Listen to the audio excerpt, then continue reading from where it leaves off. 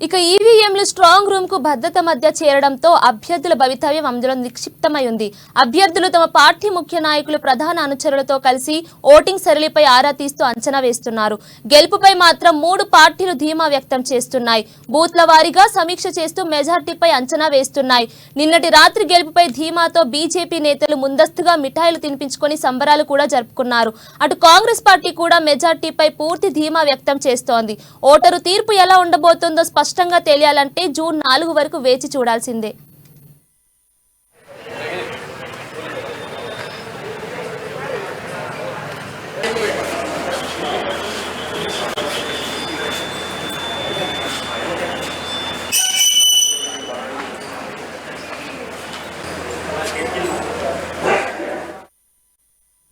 మొన్నటిదాకా ఓటర్లను ప్రసన్నం చేసుకోవడానికి నియోజకవర్గాలలో విస్తృతంగా పర్యటించిన ప్రధాన పార్టీలన్నీ పోలింగ్ అనంతరం గెలుపుపై ధీమా వ్యక్తం చేస్తున్నప్పటికీ పోటీ చేసిన అభ్యర్థుల్లో మాత్రం టెన్షన్ కనబడుతోంది.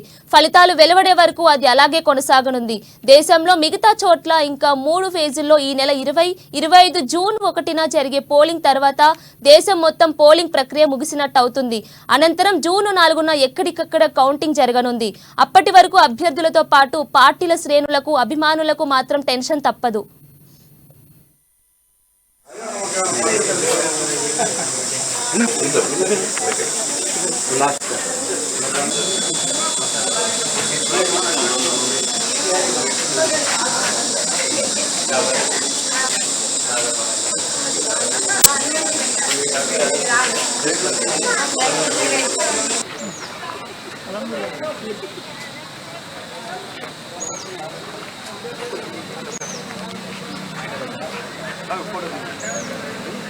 Asian covers